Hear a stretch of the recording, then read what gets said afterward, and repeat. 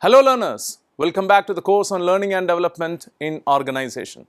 We move to the last lecture of module 2 where we'll be looking into what we have understood throughout module 2. We'll try to summarize and we'll also look into the need for learning and development. We'll look into the benefits specifically and why do we specifically want to invest in learning and development. Also, we'll look into some practical insights from some real-time case studies.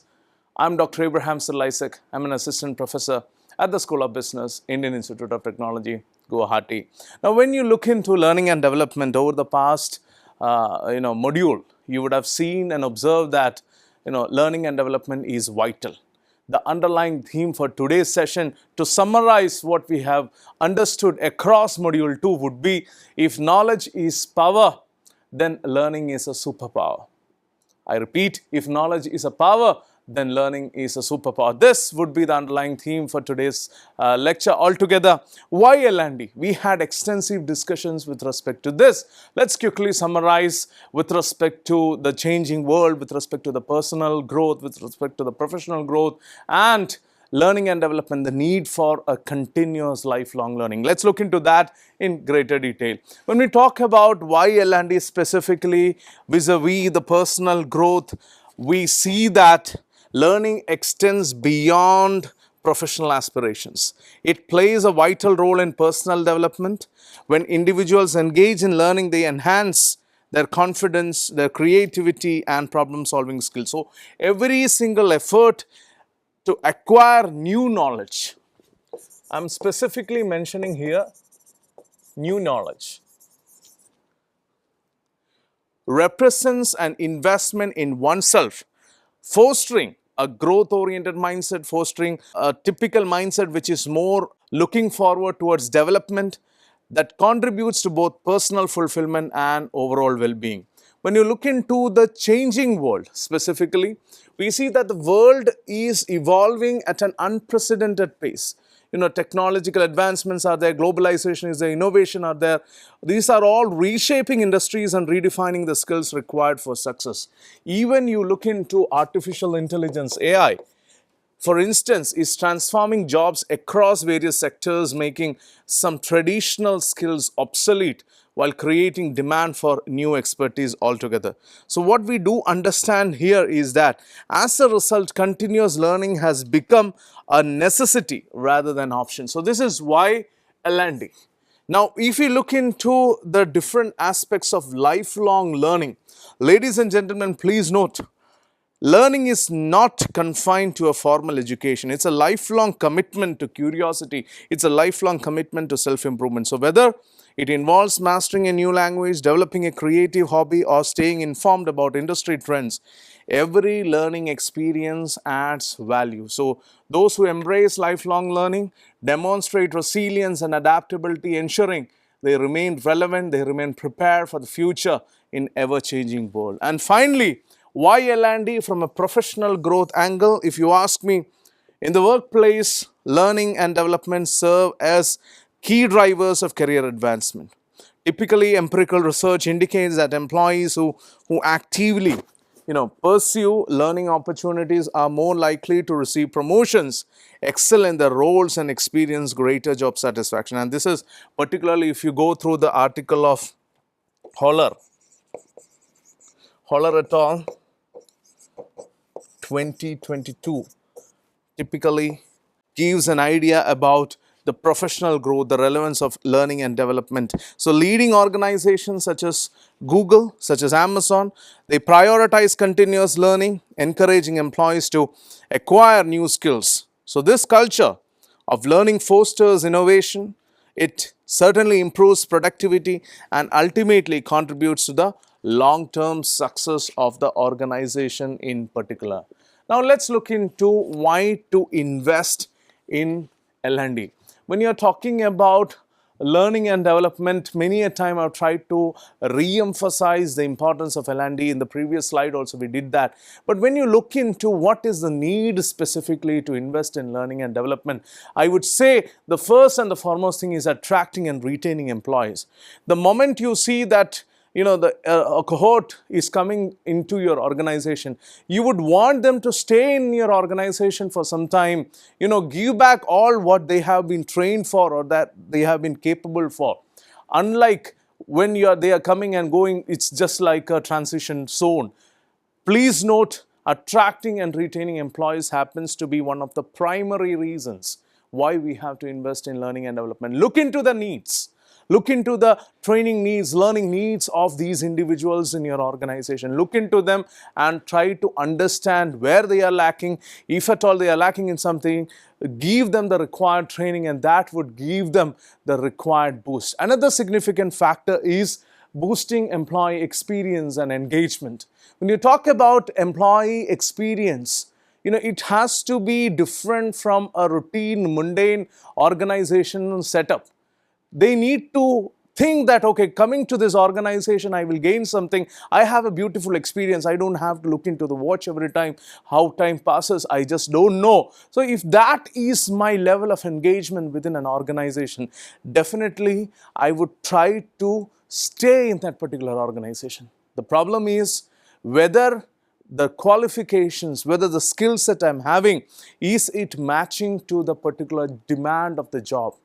You can ask this question, introspect within yourself. The work you are doing, is it the right work? Are you capable? Are your skill sets in match with the demand of the job? And the organization should take this call. If it is not, they have to be properly aligned. They have to be properly trained.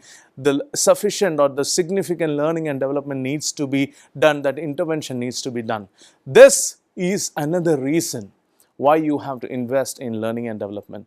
If you ask me, diversity, equity, inclusion, and I will also say belonging.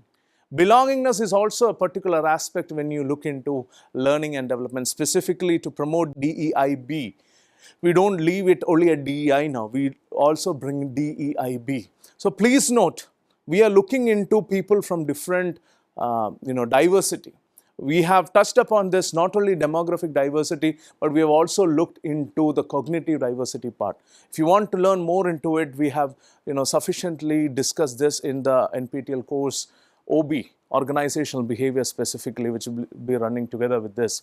So when you're looking into the whole aspect of DEIB, we are looking into diversity. We are looking into people from different walks of life. They are coming together and they are actually giving way to a new, workforce, a unified workforce, but bringing different ideas, different principles together.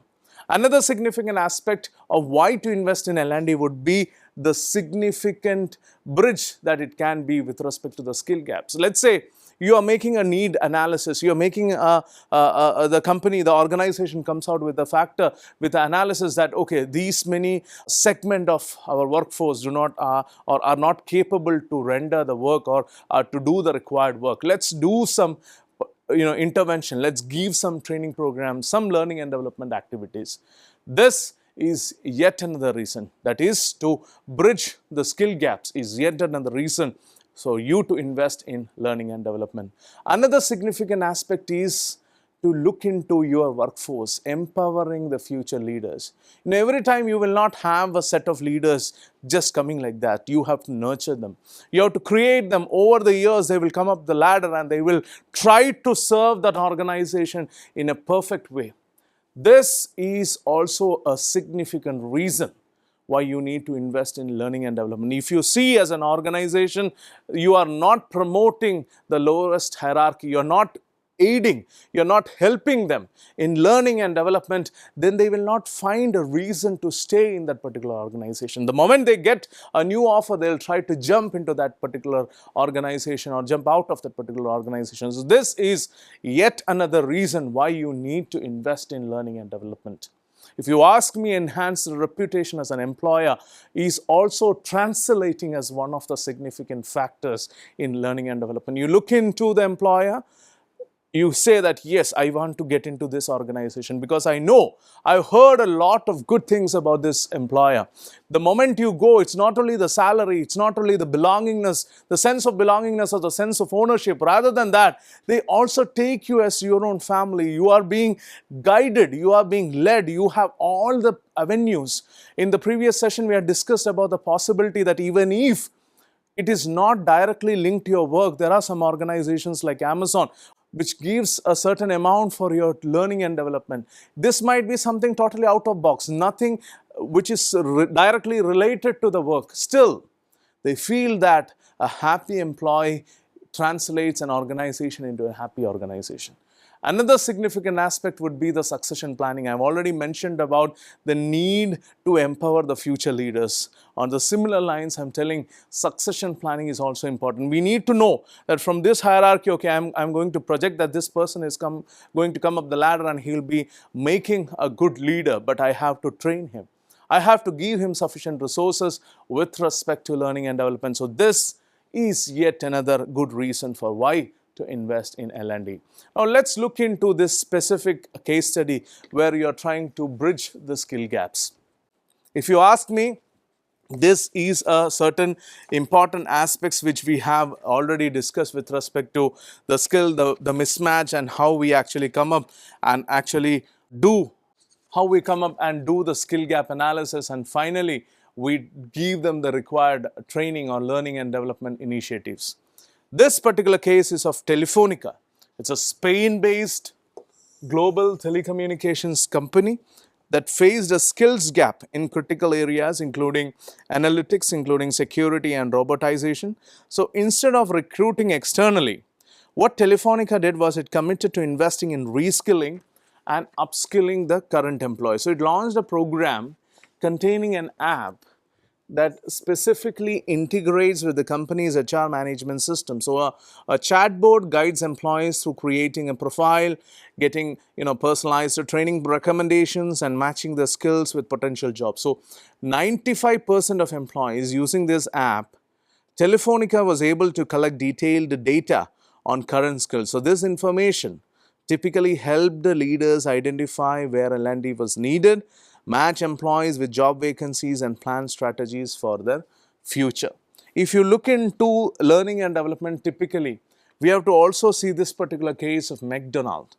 Multinational fast food restaurant chain McDonald's offers learning and development benefits typically to attract and retain workers in an industry plagued by labor shortage. So even if you ask me, part-time workers are eligible for assistance, typically tuition assistance after 90 days of employment. So basically they are into the organization, they get to feel that they are also part of the organization, and then they are able to get this tuition assistance. So this typically includes a career development app that provides on-demand, personalized professional guidance and learning that employees can access from anywhere. So this is something that both Telefonica and McDonald's points out, that learning and development is important and why we essentially have to invest in learning and development. So what all discussions we had previously, these two cases typically underscores the very understanding of the theoretical underpinnings.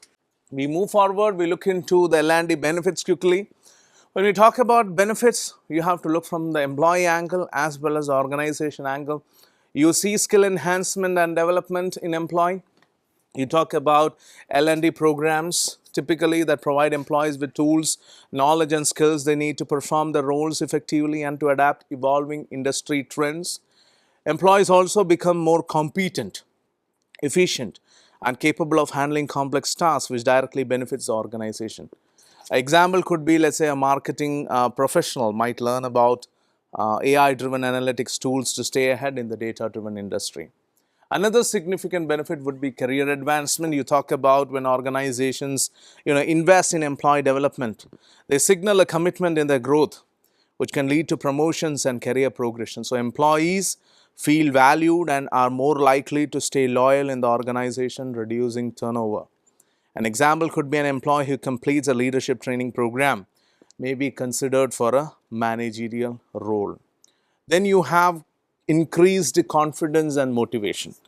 You look into training programs that empower employees by boosting their confidence in their abilities and motivating them to take new challenges. So, confident employees are more proactive, they are innovative and engaged in their work. A typical example could be a salesperson who undergoes negotiation training that may feel more confident in closing the deals. Then you have improved job satisfaction also.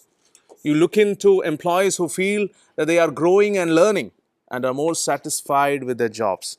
So, higher job satisfaction typically leads to increased engagement and productivity. You can take an example of a software developer who learns a new programming language, who may feel more fulfilled and challenged. So, another significant factor would be personalized learning. Tailored learning and development programs address individual employee needs and career aspirations, making learning more relevant and impactful. Personalized learning ensures employees typically develop skills that align with their goals and the organization's needs. Let's say if you ask an example could be an employee interested in data science, might be offered specialized courses in machine learning. When you talk about the learning and development benefits vis-a-vis or specific to organization, you'll see that the first and the foremost one I would want to discuss would be enhanced performance. And this is based on an organization level. A well-trained workforce is more productive, it's more efficient and capable of delivering high quality results. So you look into improved performance leads to better business outcomes. It could be in terms of increased revenue, it could be in terms of improved customer satisfaction. So when you look into revenue, let's look into how it can be translated to ROI. You know, many organizations to calculate ROI, the return on investments.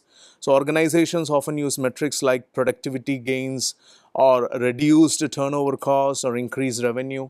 An example could be of IBM, which reported that every dollar invested in employee training resulted in a $30 increase in productivity, showcasing that the direct correlation exists between learning and development and business performance. Another significant L&D benefit in terms of organization would be the increased innovation.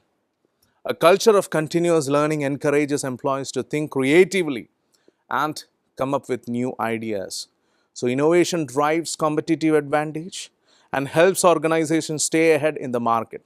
So, fostering innovation through learning could be a typical way, especially if I have to recollect an example, a research by McKinsey and Company highlights that organizations with a strong learning culture are 92% more likely to innovate and develop new products or services. So, continuous learning encourages employees to think outside the box and experiment with new ideas. Google, if you look into the case of Google, offers employees access to thousands of courses through its Grow with Google program, which we have already discussed in the previous module, fostering innovation and employee growth. Another significant benefit would be employee retention. Employees who feel supported in their development are less likely to leave the organization. So, a robust learning and development program makes an organization more attractive to high performing candidates. Reduced turnover saves costs associated with hiring. This is what we have learned already. If we have to take an example, let's look into LinkedIn's 2022 Workplace Learning Report. Please note 94% of the employees say that they would stay longer at a company that invests in their career development. This highlights how learning and development contributes to employee loyalty and reduces turnover, giving organizations a competitive edge. Another significant aspect which would be more concerned about is attracting top talent. We also have a possibility that the moment you are an established employer, you are famous across the employee pool, that you are a good employer and you will give the necessary learning and development program, people will generally come to you. Another significant aspect would be stronger workplace culture. Investing in L&D fosters a positive, a supportive and collaborative work environment. Strong culture typically enhances employee morale and teamwork, leading to better organizational performance. An example could be, let's say, regular team building workshops and leadership training can improve communication and trust among employees. Another significant benefit would be the competitive advantage specifically.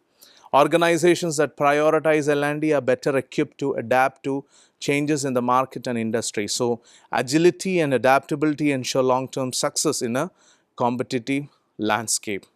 A typical case of Amazon's Upskilling 2025 initiative aims to train 300,000 employees in high demand skills like cloud computing and machine learning. So, by investing in its workforce, Amazon ensures it remains a leader in technology and innovation, maintaining its competitive position in the market. And finally, we have customer satisfaction. You look into well trained employees that are better equipped to meet customer needs and deliver exceptional service. So, the logic goes like the happy customers lead to increased loyalty and revenue. Typical example could be of a hospitality company that trains its staff in customer service excellence, if you ask me, will likely receive positive reviews and repeat businesses. Now, let's move on to learning and development methods. We had a quick understanding of this in the previous couple of sessions. We'll try to have a comprehensive understanding now. The first and the foremost one is formal learning in a classroom setting.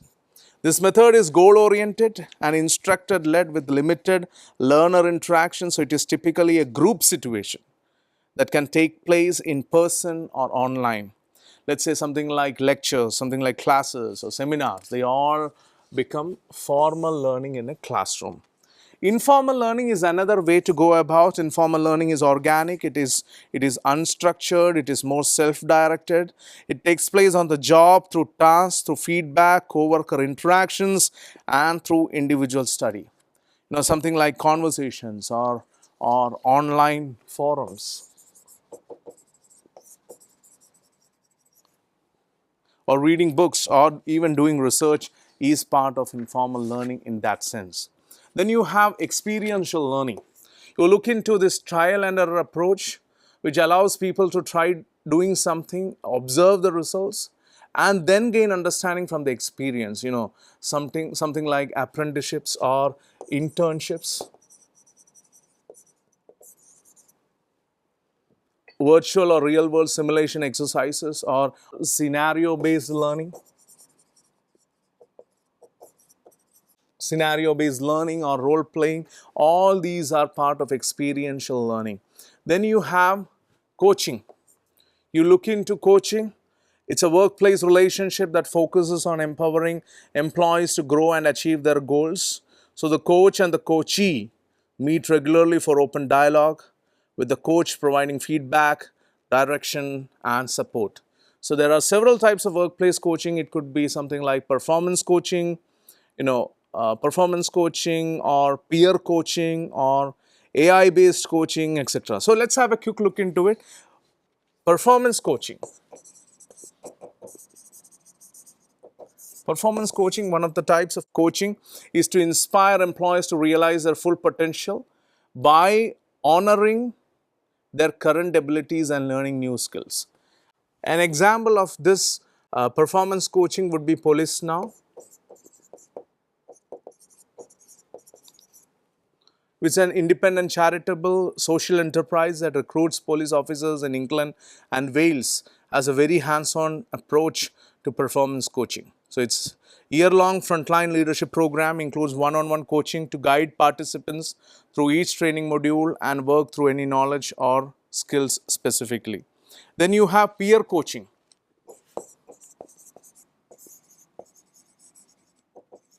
Peer coaching is where two or more colleagues team up to share ideas, learn from one another, build skills, or collaborate to solve problems. Then you have the latest AI-based coaching. AI-based coaching leverages the artificial intelligence to provide coaches with insight, augment coaching efforts, or exclusively do the coaching. So establishing a coaching culture, if you ask me. A coaching culture builds trust and connection with employees and empowers them to improve themselves and their performance to impact the company's success. Another significant L&D method would be mentoring. Mentoring is a collaborative relationship that connects employees with someone they can learn from to grow professionally. So mentors typically they act as role models to mentee. They listen, they answer questions and offer guidance. Another factor would be job shadowing. This is yet another method which lets employees observe a more experienced colleague as they perform their duties. So, implementing a job shadowing program is a way to offer employees exposure to other roles and new career opportunities. Then you have skill building as another L&D method. Skill building involves helping employees acquire new skills. The purpose is to fill the organization's skills gap so it can achieve business goals and remain competitive. Examples of skill building activities include new product training, customer service role playing, and problem solving games. Then you have targeted training. Targeted training is another method for closing skill gaps. It combines formal and informal learning to meet individual learning needs. So, by pinpointing the most needed skills, organizations can distribute training resources efficiently. Just about any method that can be used for this type of learning, especially targeted training. Then you have cross training. Cross training entails teaching an employee how to handle another employee's role. That is cross training. When employees are cross trained, they expand their skill set and understand of the company's operations. They can also cover for absent employees and pitch in when extra help is needed to distribute the workload. And finally, you have the new employee training. New employee training is part of the onboarding process that teaches us new hires how to do and to be productive in their jobs.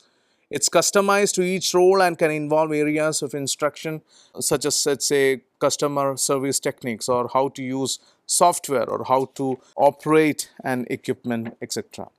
Now we move on to the different L&D models which we discussed. So I'm just quickly rushing through this. The Kirkpatrick model, we had a detailed discussion in the previous session. We looked into Phillips model, impact study, ADDIE models, and the academic framework.